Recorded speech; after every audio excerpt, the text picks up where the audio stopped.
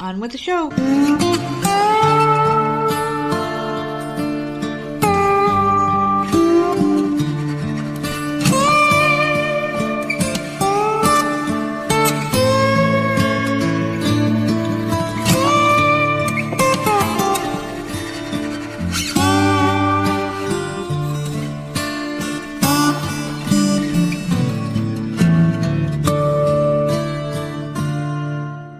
Welcome back to another episode of the Voices of Misery podcast, guys. I'm really excited for today's guest here. I've been talking about this for the past few weeks. I got the author of BLITZED, the all-out pressure of college football's new era.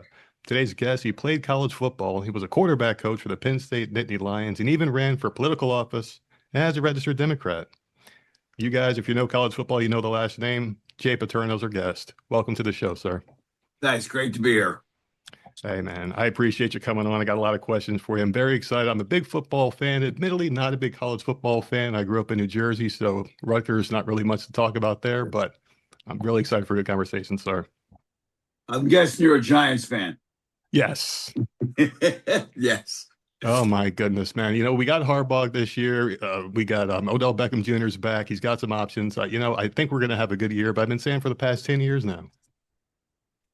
We will see. We'll see. We'll see for sure. Now, I just said Jay Paterno. You guys know Paterno, Joe Paterno, famous father, Hall of Fame coach, #1 all-time winningest coach in college football history, 409 victories, never going to get broken.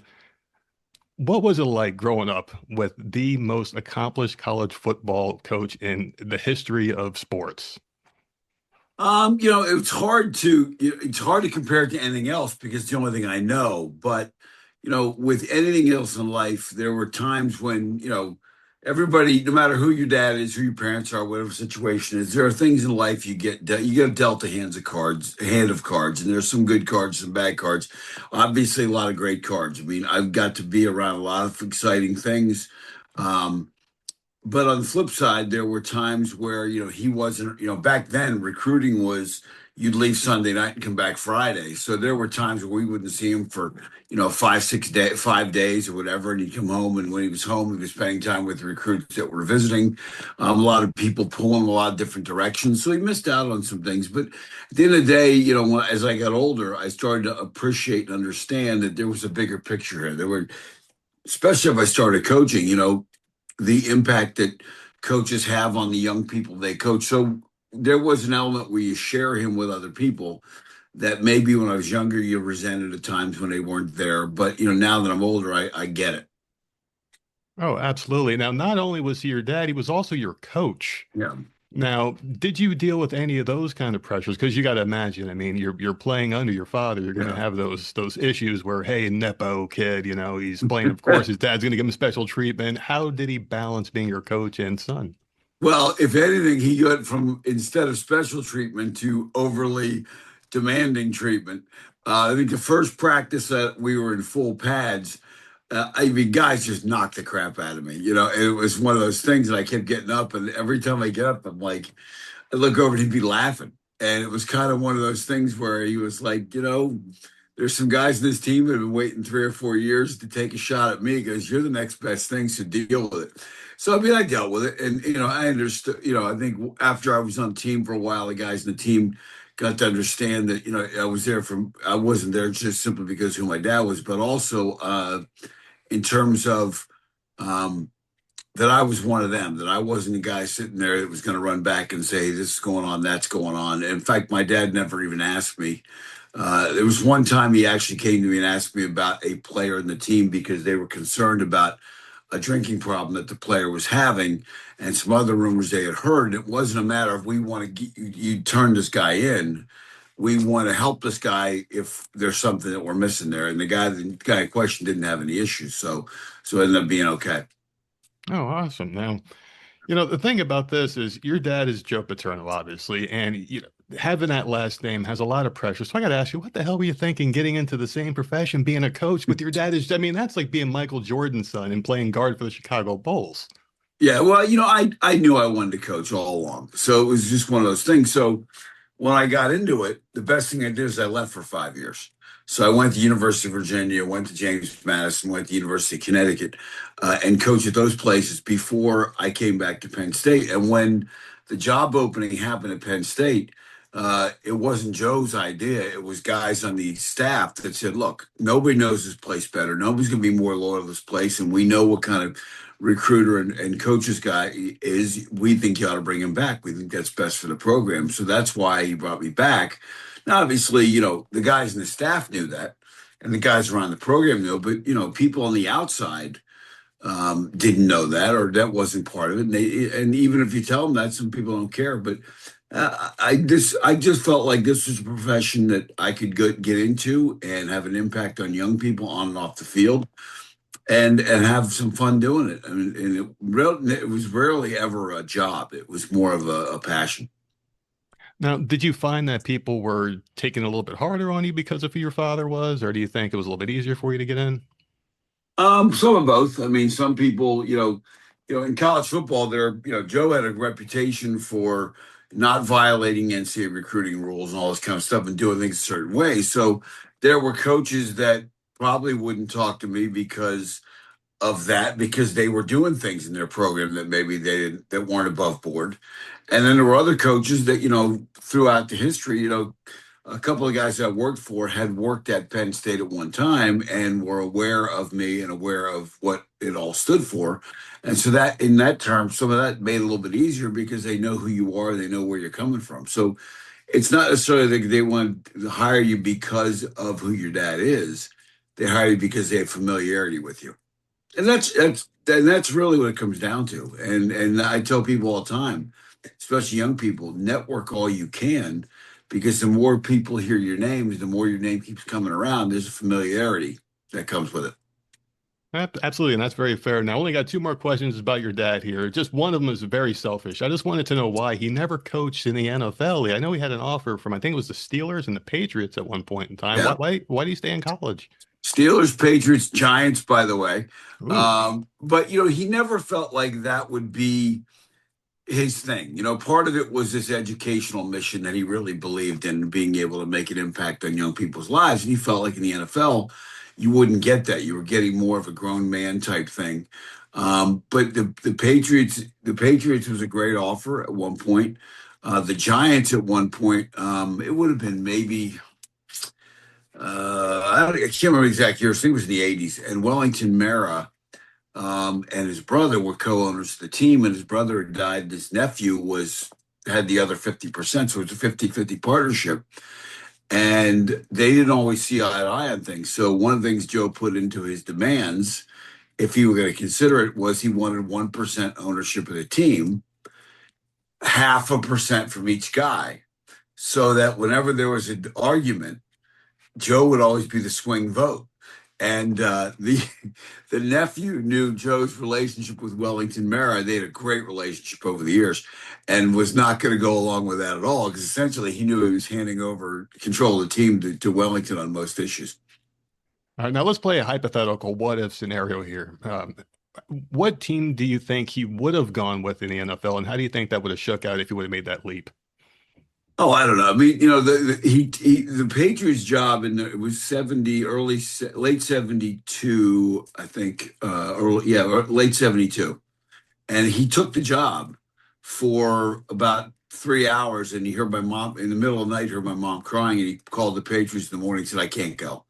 And he realized it was only for the money. And part of that deal, he was making about 24,000 a year at that point, and the Patriots offered him 280,000. This is 1972 money, and 8%, 5 to 8% ownership of the team, which now is worth 500 to 800 million dollars, maybe more.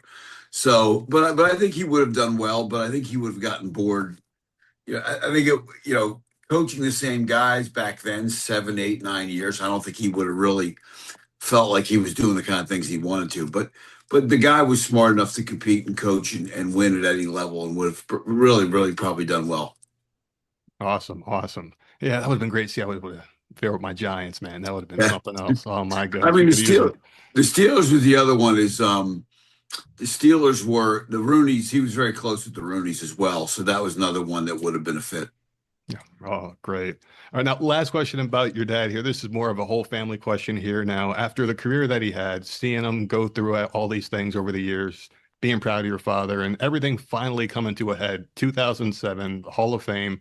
Can you just kind of walk us through the experience? What was it like for your family when just seeing your dad accept the award? What was that like for you guys? Well, it was one of those things that he was supposed to get the year before, but he broke his leg on a sideline incident. So he said, I can't go. He couldn't go because he was having surgery. But it's one of those things that, as was typical with him, he deflected it towards all the guys that have played for him, all the guys that coached for him, and success he's had. So it was fun. It was really meaningful to see that, but also meaningful to see someone in that position in life talk about all the other people that got them there.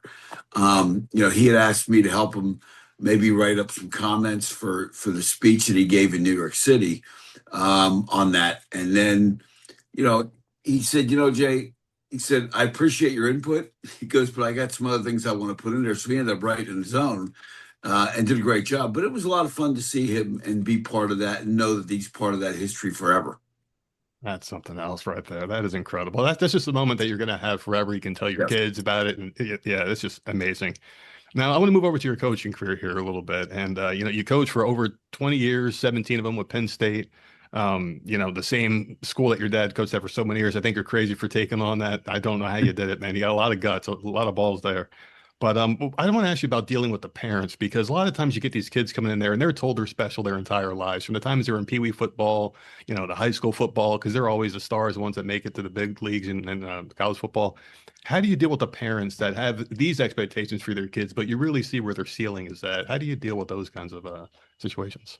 Well, I think he starts out when you start recruiting him. You got to be honest with him when you recruit. Say, look, if you want to come to Penn State, you should have these three goals. And this is how we recruited. Number one, you want to get a great education. Number two, because at the end of the day, most of you, the vast majority of you are going to make your money with whatever education you get in college. Number two, we want you to come here because you want to be part of some great football teams. Number three, we want the third goal, and these are all in order. And the third goal would be a chance to go to the NFL. So we recruited kids with that idea, and we were honest with them up front. And so there was the great thing about it is once you're honest with kids and their parents, if you're honest from day one, it's much easier to have those honest conversations as they get older because there's a level of trust. The guys coaching in football now, because it's become a business, because it's become an exchange of money and transactional, it's a lot harder for guys to have that kind of relationship. But I think that was the biggest thing is being honest with the parents. And yeah, we had parents that, demanded certain things in the recruiting process, but they generally went somewhere else. So we avoided a lot of those parents. But having said that, there was a fair share of parents that were problematic and wanted their kids to transfer and whatever. And some of them pulled their kids out and transferred elsewhere because they didn't think they were getting a fair shot, or they thought that, they were better than the guy that was ahead of them. And, we had a situation like that where we had a guy who was, big, all first team, all Big Ten 2 years in a row. And the guy behind him thought he was better and they left. So, those things happen, but you gotta realize the kids have dreams, the parents have dreams. You have to be able to address those things. Now, the recruiting process is something that really intrigues me because you guys have to look at so many different factors. It's not just how far a guy can throw a football or how fast they can run. What are the main things that you're looking for when you're going out and interviewing these kids and their families? Well, I would tell kids, I would do high school clinics and stuff all the time. And I would tell kids at camps, whatever, I said, look, there's a lot of guys that can play. There's a lot of guys that can play at this level, more than you think, number one. The first thing we're going to do when we're looking at you is we got to find some differentiation. So if we got 8 or 10 quarterbacks we're looking at nationally, and we're going to take one of the first things you do is you take out the transcript and say, okay, which kid can make it here academically, which kid can't? Because at the end of the day, we keep forgetting college football is an educational component. So that's one of those things, and especially, is what people realize there's a lot of cerebral things that happen during the course of a football game. There are adjustments and things that to make. So we would look at kids' academic records. We would look at this. So those are some things that we would use to differentiate one player from another. But you have to try and find the guys. When we brought kids in on visits, they wouldn't stay in a hotel. They'd stay on a cot in a dorm room, be around our players. and we'd ask our players for feedback. Does this kid fit in? Does he not fit in? So we would use a lot of different factors to try and understand whether or not, because as Joe used to tell guys, he goes, Penn State's not for everybody. And you're better off finding that out when we're recruiting you rather than after you get here. So it all comes down to being upfront with people. And a lot of those guys that didn't want to go to school or didn't want to make those kind of commitment to being part of a program, they usually self-selected it out. So it made it a little bit easier for us. Okay. Now, I'm not going to ask you any names on this next question here. Just a simple, yes or no, maybe a story if you got one here. But was there ever a kid that you went through the whole recruiting process with and you're like, man, that kid's got it.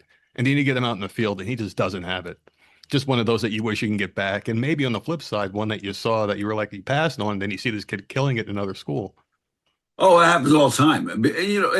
You can only make decisions based on all the information that you have at the time, and you have to understand that. But the thing about it is, Joe was patient with kids. There were some kids that came in that didn't quite live up to their billing, and then in year 4, all of a sudden the lights come on, and you go, "Oh, there you have it." And sometimes some guys mature a little bit later, so you have to be patient with kids like that.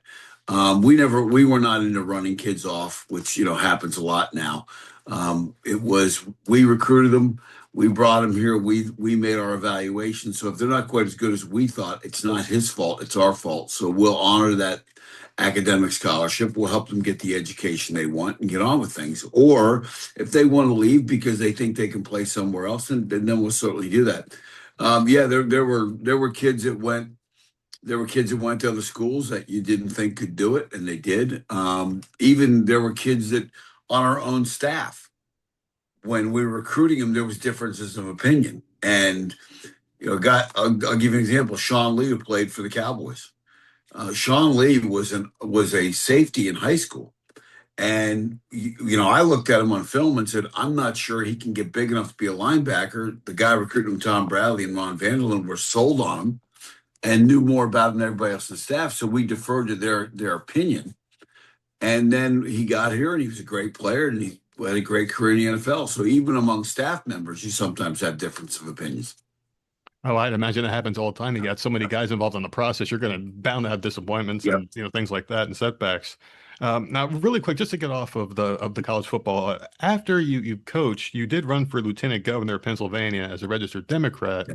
And you grew up as, in a Republican family, your dad being a well-known Republican. Did you guys ever clash over politics in the house? How did you deal with that? Oh, all the time. Every family dinner. And when I say clash, it was all good natured. I mean, it's not like now where people just literally, you are on this team and that team, and no matter what, if your guy's on that team, they can do no wrong. That's where we are politically. That's not how it was in our house. So my dad's dad was a Democrat. And then when my dad came here, it was to really be involved in the elections, you had to be a Republican. So he switched to being a Republican, which I don't think his dad ever knew before he died. He probably would have killed him. But my dad was a very moderate Republican, and I'm a centrist Democrat. So we didn't clash on a lot. We agreed on a lot of things in the middle. And then I was registered Republican, registered Democrat. Independent. I'll get to it eventually. I was registered independent for a good chunk of my life, but in Pennsylvania, I had to go one way or the other to vote in the primaries. So when Obama ran in 2008, that's when I got more openly involved and active in politics. My dad and I had great conversations about Obama. He had great respect for President Obama. And I remember one time he pulled me aside right after he got elected. He said, Jay, he said, it is so important that he succeeds. He said, and I'm rooting like crazy. I disagree with some things, agree with on other things, but, it will be great for this country when he succeeds because, when you would go around the country and recruit, you'd go to inner city high schools that are predominantly Black, you would see, posters of, actors or famous people, like these library posters they had where it would say read and it would be Denzel Washington read or somebody like that reading. And he said, it will be amazing for people in that community to walk into those high schools and see that same poster can be the president of the United States and now truly know that there is no limit. And so we had a lot of understanding on a lot of different things politically, but some disagreements. But every night at dinner, we would have an argument about anything. He would just start an argument. Even he would, if there were 7 of us in the family, if 6 of us agreed on something, he would take, even if we all 7 of us agreed, he'd take the other side to try and start a fight. And it was a lot of fun. Oh God. Now that's the good thing. You guys could have those Yeah. conversations and it be in good nature. And you said it yourself. It's completely, you got to be 100% in or 100% out. You can't like Yeah. some things. And the kids, the way the family broke, it's kind of 50-50 on who's in what party, that kind of thing. You might even be a little bit more Democrat than Republican, but I don't want to, I have to ask them. I don't even ask my siblings what they're registered as. That's the quickest way to lose a family member nowadays. You ask them what they believe in politically. Now, you ran in 2014. It's 2026 now, so 12 years have passed. What changes do you see in the Democratic Party now as opposed to when you first got involved? Are you liking the direction? Are you starting to see a little bit of craziness going on there? How do you feel about the changes? Well, I think in either party, and Democrats no different than Republicans, there is always that element on the fringe that's crazy, that is going to put a stake in the ground no matter what. And they have these purity tests, whether it be Israel's conduct in Gaza, or whether it be the Iran war, or whether it be tax, whatever it may be. People have put stakes in the ground and they don't compromise. They don't understand that, the entire country was founded on compromise, on some issues that were even bigger than anything we're dealing with today. So I think but the right now, the media environment that we're in, they gravitate towards the extremes. So what some people think represents the entire Democratic Party is not actually accurate in and of itself. They'll take the most extreme voices and elevate them above everybody else, and the opposition will do that. Same thing. The Democrats look at the extremes of the Republican Party and say, well, that's all Republicans. Well, it's not all Republicans, but that's what gets the airtime because it moves the needle. Howard Stern, when he used to be on over-the-air radio before he went to Sirius XM, they did a study, and the people that loved his show averaged listening somewhere in the neighborhood of 10 to 20 minutes a day. The people that hated him would listen to 40 to 50 minutes a day, because that's just human nature. Some people just like getting riled up. And I think that's what's happened. I think at the end of the day, Democrats still stand for things that I think matter. They stand for, helping one another. I was raised Catholic, and one of the things that we were always taught is, this idea of whatsoever you do to the least of my brothers, least of my people, that you do unto me. And so as I look at some of the things that the Democrats believe in, there is much more of a idea that we stand tallest when we reach to help other people up. It's not a matter of we all got here and we made our money and, you guys, so I'm probably getting in trouble with some of the things in the answer, but that's how I feel. You know what? That's what the show's about. You got to come on and say exactly what you feel. Yep. We don't accept those whitewashed answers. Just say exactly what you Yep. feel. And I'm Yep. going to ask you one more thing about politics here. I wouldn't be doing my audience a service if I didn't ask you, because we're talking about athletics. Yeah. Right now, everyone's talking about transgenders in sports. It only seems to go in one direction. I'll just give you my personal opinion first. I don't think it should be allowed. I think, transgender men or women, whatever you want to call them, should stay in their lane and just leave women alone. Let them have their safe spaces. They deserve it. That's how I feel about it. I just want to kind of just ask you what your opinions are. You don't have to go too deep if you don't want to. I know it's a very hot button issue, but whatever you're comfortable sharing. Well, I think as it relates to the NCAA, it has been overblown in terms of this. Of 500,000 NCAA athletes last year, there were 10 transgender athletes. So it has become, we just talked about the extremes in politics. It's become this culture war issue, which really is, people want to address it with a sledgehammer when it's really not that big. It's not that big a part of college athletics. So the way I feel about it, I've had 2 daughters who played college athletics, and there's an element of, I understand where people would be very upset if their daughter had spent their entire life getting ready to be in a certain position, and then somebody comes in who, is a biological male who would have certain advantages as a biological male to come in and compete against them. So I understand that completely, but I think there's got to be, I think down the road, there may be a third path. It may be you have an open division where anybody that wants to compete in an open division, male or female, can compete in that division. But, I think that's a long way off. But it's become something that people want to just put a stake in the ground and fight over. Perfect. And you know what? That's about the realest answer anyone's given on the issue. So I appreciate you being so candid about it. Now, just want to move off of politics here. I don't want to get to the reason why you're here today. I want to talk about your book. And we did touch on the NIL, the prospect at the beginning here and how that is affecting college football. I want to ask you though, with big money, NIL deals, and transfer shaping the landscape of college football, what do you believe are the biggest challenges coaches face today compared to the previous generations of coaching? I think right now, because I'll give you an example. So when you start in recruiting back when I was coaching, it would be you'd come in and I'd say, oh, this guy's good enough. We're going to offer him a scholarship. And there was parameters. You knew it was room, board, books, and tuition. Okay, that's it. That's all we could give you. Now, there were schools that were cheating and buying, but in terms of when we were offering and recruiting kids, that was it. So there was an element of trust there. There's an element of everything's above board. Now it wasn't seen as a transaction. It was seen as we're offering you an opportunity to transform your life. This can be transformational. The guys now, and when I say guys, it's big time college football. It's men's and women's basketball. It's women's volleyball is this way. When athletes come and visit your school, you meet mom and dad, or you meet the family, you meet them, and they say we really like it at Penn State or whatever school it may be. But you have to talk to our agent. And so now there's an agent involved, and now it's how much is it a full scholarship? Yes. What am I getting in terms of revenue share? What kind of NIL deals can I get? So now it goes into this business element.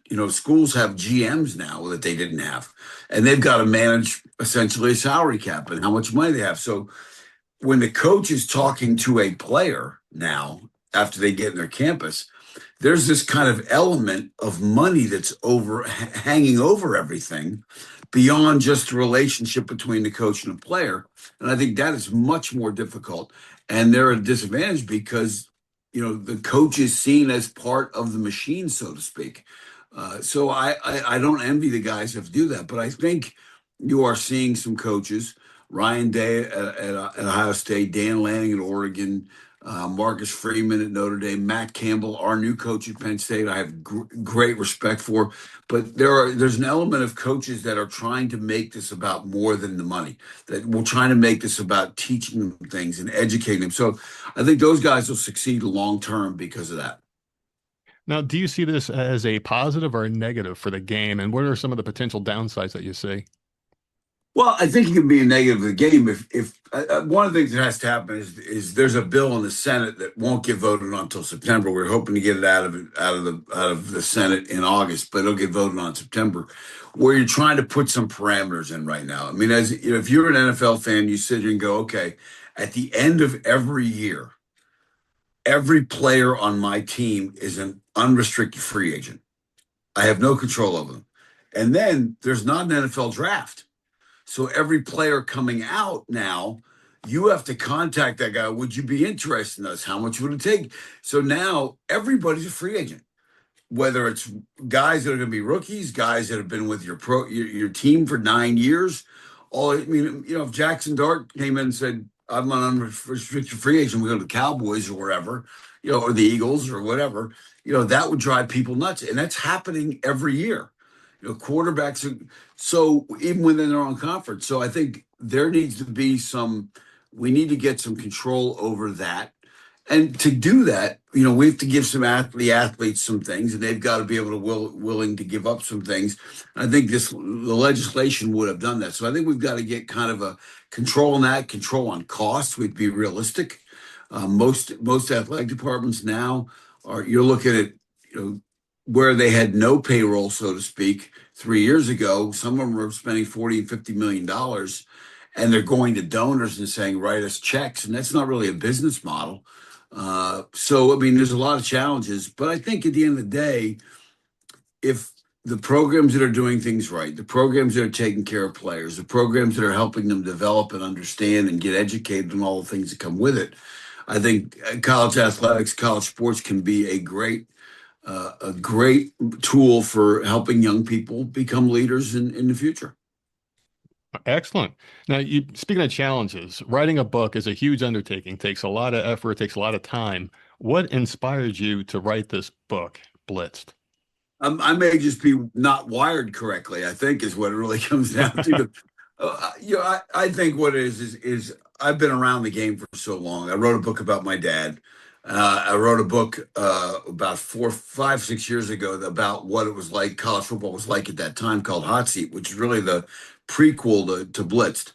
And what that came out of after I wrote the book about my dad, friends kept saying, "You ought to write about what it's really like in college football." So I started to write the book, and I went, "Oh, I can't write this. I got to write this in a different way. I can't write as nonfiction, because if I do, and I start naming names and talking about people I know, someone's going to blow my car up, or I got lawyers sitting next to me the whole time." So I wrote it that way, and Blitz was the same way. After being involved in consulting and NIL and being around programs and stuff, I had heard a lot of stories, knew a lot of things about what was going on, and I wrote this it's a novel, but it's really based on true stuff that's going on right now in college sports. So it's a way to try and educate people and talk about issues that are important. If you have a kid that's thinking about college sports, this is a good book to read, because it gets into the mental health side of it. If you want to get into coaching, it talks about what the coaches go through on the mental health side, what the challenges are. So I felt like the book could be a lot of fun to write, a lot of fun for people to read, but also have some value in terms of educating people as to what it's really like. Absolutely. For people interested in the book, we're going to have links for where to buy the book in the description of the podcast. Now, I got some more questions here for you, Jay. Now, as someone with deep ties to college football's past and a keen eye for the future, you obviously have a idea of where you see things going. What do you see as the biggest opportunities that college football can take going forward to improve the sport? Well, I think the big thing is we've got to make sure that the sport is healthy nationwide. There's been this Big Ten SEC kind of centric, and obviously the Big Ten spans all the way to the West Coast, but I think the sport does not thrive if Arizona and Arizona State can't compete, or if Colorado can't compete, or if Texas Tech can't compete, or SMU and some of these other schools can't compete. If the ACC, Clemson and Miami and Florida State are kind of on the outside looking in at this league with, or it's just this kind of collaboration between the Big Ten and the SEC, I think fans of those sports, if they don't think they have a chance to compete, they'll drift away. So I think that's one of the things I think we've got to make sure that we do. And I think we have an opportunity to do that. If we can get a, a level playing field in terms of the rules, then I think college football can really, really thrive. But right now, I don't think there's ever been more challenges to the game. Everything from the NIL and the revenue sharing, but then when you talk about the legalized gambling, that's in, I think, 31 states where people can bet on college sports. And then in all the other states, you have Kalshi and poly markets where people can essentially bet on games, even though it's not a quote bet. I think there's a real danger that we're looking at. It's not a matter of if we will have a major gambling scandal, it's a matter of when. So I think there are a lot of threats to the game right now, but I think if the right leaders emerge, we can get through it. Let's jump ahead here. Let's get our crystal ball here. Where do you see the game in 5 or 10 years? I think at some point we're going to have to get to an employee status with athletes, and we need to stop kidding ourselves. When you have kids making $3 million and $4 million to play college football, and the president of the university is making 1.5 million, they're employees. I think collective bargaining probably comes in eventually. I don't think we're ready for it yet, but I don't think we're ready for employee status politically right now. I think that's when you look at the Senate bill, it's specifically neutral on those issues because they want to leave that door open for people to discuss later on. But I think that's going to happen at some point because you got to be realistic about what we are. We have guys making that kind of money playing college sports. A lot of your the best top basketball programs in the country there's 10 to 15 million dollars they're paying their players. There's 13, 14 guys on the team. That's real money. This is not a extracurricular activity that we're giving you, a meal per diem for anymore. It's serious money. So I think we're going to get to that point eventually. I think we'll get to the point where the scheduling of games, there'll be, with the playoff and everything, it'll be more coordinated. We'll get more good non-conference games. I think that's going to happen because television networks need really strong content. So we'll see. I think those are things we'll see. Excellent. Now, we talked about one really political topic with the transgenders in men's sports or women's sports rather. I do have one more here for you. This one has to deal with race. So it's just one more question here for you. So in Blitz, you did explore the intersection of race and college athletics. How do you think the issues of race impact both players and coaches in the current era of college football? I think it's less of an issue within teams. Even when I was playing in the 80s, everybody, once you put on a uniform, it didn't matter what anybody looked like. It didn't matter where you came from. And everybody kind of felt like, we're all in this together. We have common cause. So I think in that regard, college sports can be a great inspiration to so many other people around the world that they continue for which race is an issue. But I think that as you look at race as it relates to college sports, it's a great equalizer because at the end of the day, coaches want to put the guys on the field that are going to win for them, no matter what they look like. So I think that's a positive for it. I think there are certainly issues of race as that come in politically where certain people, a guy like Colin Kaepernick takes a knee because he wants to take a stand about something. And some people have real issues about it. And some of his teammates had issues with it. But I think at the end of the day, if we can teach people to respect each other's opinions and also where they're coming from in terms of race, I think it's great. I mean, my first year as a quarterback coach, we had a black quarterback who went home in May to visit home and was falsely accused of hitting an off-duty white police officer, and the people prosecuting him kind of fixed the whole thing, and he got charged. And we knew the whole story. We knew the guy that I was coaching, and we knew that it was a bunch of crap. So we stood by him. Now, there were people around the country that thought we were being hypocritical. That but it's one of the proudest things that I can recall because we stood by him through it. And he was finally cleared 7 months ago after 6 or 7 months later, after a long drawn out grand jury process. And when we finally found out the true depths of the extent to which the prosecuting and the police officers went to try and nail him on this, it really made me even more proud to stand by him because he was a fifth-year senior and it was his last shot at this thing. So I think it's always race is never going to be completely clear in this country as an issue. There are people going to always see things through the prism of race, but I think sports is one of those things, especially football, where we can get over that in a very positive way. Absolutely. And I'm sure it meant everything to that player too, because now we're in a society where someone gets the allegations against him, everybody turns their back and he has no one for him. So that's amazing that you guys stuck by him. I'm sure that meant the world. The funny thing is when after my dad had died, we were going through some files, and he had a file on it. I can tell you the emails that I got as his coach, the emails that Joe got, letters and emails and things. Email wasn't as big then as it is now. There was no social media. Letters that the player got, all these kind of things. It was some of the most vile things and things that were yelled at him and yelled at us from the stands on the road games. But at the end of the day, we found a note from my dad in his files that said, if this means we have to lose a couple of games to stand up to a system that's corrupt, I'm willing to do that. And that was like, I didn't see that till a year after my dad died. And having gone through that with him, I was like, I get it. And it did cost him. He had some tough games early on when this was still hanging over him. So it probably did cost us some games. But, at the end of the day, what's more important, doing the right thing or satisfying the mob? Absolutely. It's always doing the right thing. As long as you can sleep at night, that's all that matters. Exactly. Yep. Now, I do want to ask you something about sports media because, it's changed the way they cover sports now. It seems like the more political talking heads are driving narratives. It's definitely different now than it was back when you were coaching for Penn State.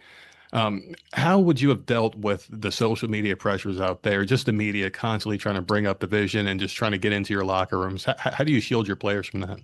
Well, I think the most important thing is if you start from a position of trust when you recruit kids, you then have the credibility to talk to them about all these other things. And I still guys, social media was pretty big when I was coaching, not quite like it is now. And these players, because they have NIL deals, they have to be on social media to boost their followers and boost their impressions. And that's where they get a lot of money.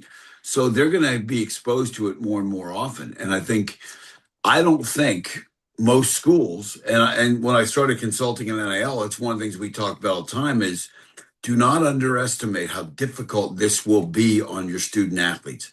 As much as you tell them to ignore it, as much as you tell them to pay attention to the opinions in the locker room and the coaches in terms of constructive criticism, they're going to hear the other stuff. They can't help it.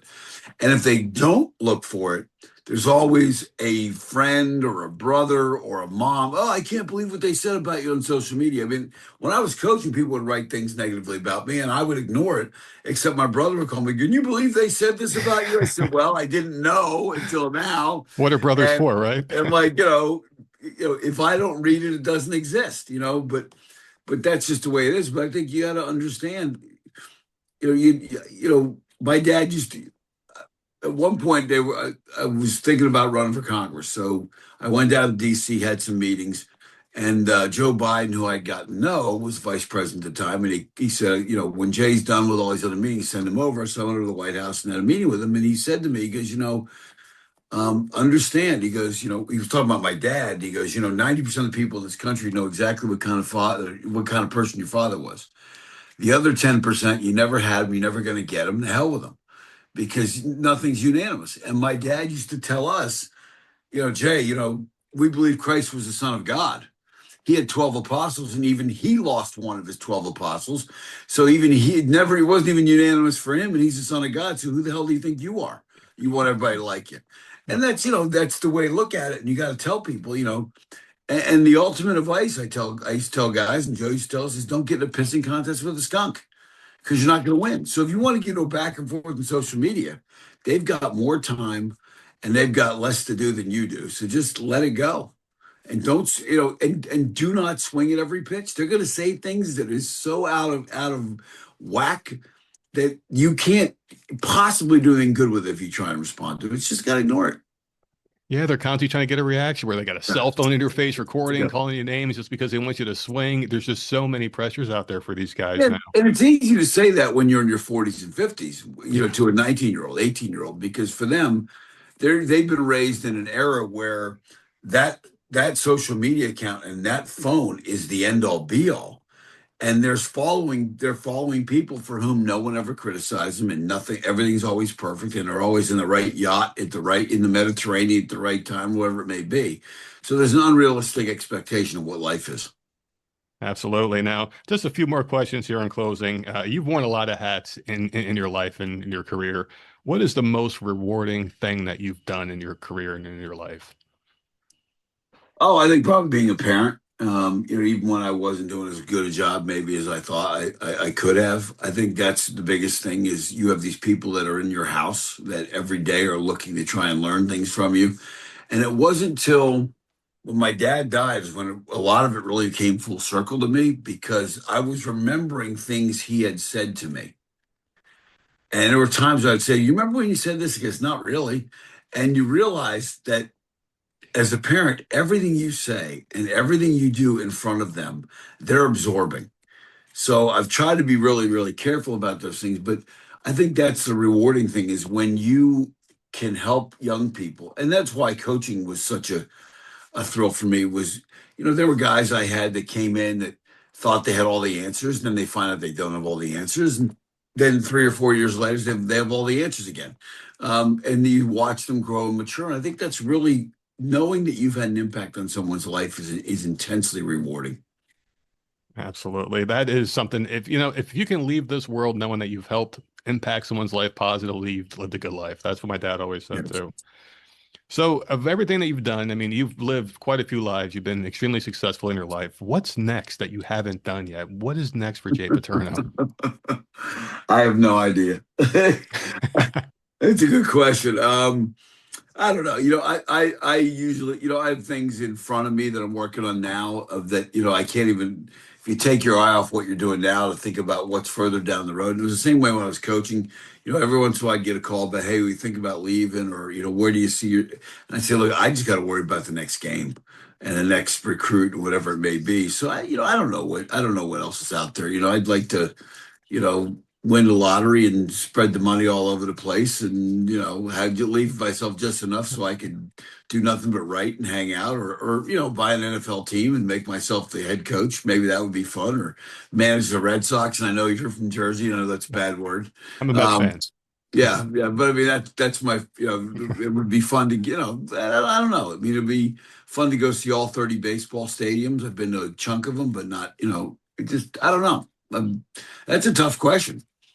I know. I mean, you got the rest of your life ahead of you. You've done so much, and it's like you can do whatever the hell you want now. It's like, where do Yeah, you start? I'm going through it too. I got a kid that just turned 18 years old. I'm in midlife crisis mode. I'm like, who the hell am I? Am I still dad? Am I the guy I used to be? What's the rest of my yeah, life going to look like? yeah, But we do like to end these things with, I'm trying to be more positive in my life. I'm a real yeah. son of a bitch sometimes. I'm trying to be more grateful for things in my life. So I try to find three things I'm grateful for, and I call them the three F's: my faith, my family, and my friends. What are three things that Jay Paterno is grateful for? Well, I think certainly my family would be one. The family I was born into and the family that I've raised, no question about it. You mentioned faith. I think without those things, and whether you're a weekly churchgoer or someone who just does readings or whatever it may be, I think there's so much in that teaches you how to do the right things, to have a sense of core values, a sense of things like that.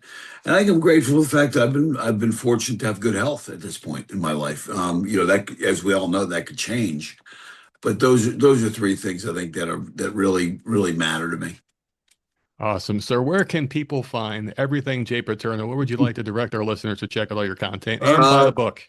yeah, well, the website is jvpaterno.com. Jay, my middle initial V, Paterno, Paterno. So it's jvpaterno.com. I'm on X or Twitter or whatever we're calling it these days at Jay Paterno, my name. On Instagram at JV Paterno. I think that covers everything. But you can get the books on the website. You can get the book on Amazon, anywhere else that sells books online, things like that. So I can hear people swiping their credit cards from here, sir. that would be great. Thank you for coming on the Voice of Misery podcast, Jay. You've been awesome. Thanks. I appreciate it.